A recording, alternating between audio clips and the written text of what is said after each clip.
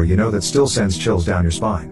1. My aunt woke up in the middle of the night and noticed the red LED light on her TV was off. She rolled over in bed and saw the light turn back on. When she woke up the next morning, her TV was gone along with a ton of other stuff. A man had been standing in front of the TV light. 2. The case of septic tank Sam. In 1975, an Alberta couple wanted a pump for their septic tank, and they decided to take the pump from the tank in their old abandoned farm instead of buying a new one. In doing so, they discovered a body that was thrown there. The victim's story is very horrific. He was physically tormented and essayed before he was unalived, then thrown in the septic tank of an abandoned farm, hoping that the crime would never be discovered. The victim was identified in 2021, but the case is yet to be solved. 3. The Valley of Headless Men in Nahanni Valley, Canada. A remote wilderness area famous for a series of unexplained disappearances and headless bodies found between 1905 and the mid-20th century. Local natives in that area would tell hunters and gold diggers not to go to that part of the valley as everyone who never makes it back. 4. A friend of mine in high school was unalived by someone with their car. He was walking home wasted after a party.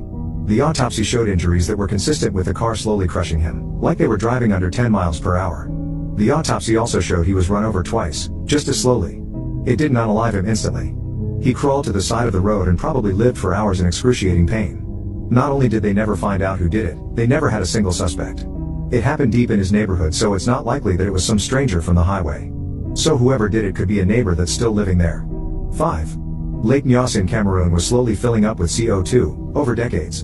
And one day, there was an earthquake from a volcanic eruption, shifting the water just enough to undissolve all the CO2, and it slowly crept down the mountain, into the village, creating a wave of invisible, undetectable danger. Everyone in the village, animals, humans, birds, unalived where they stood, without even knowing why. 6.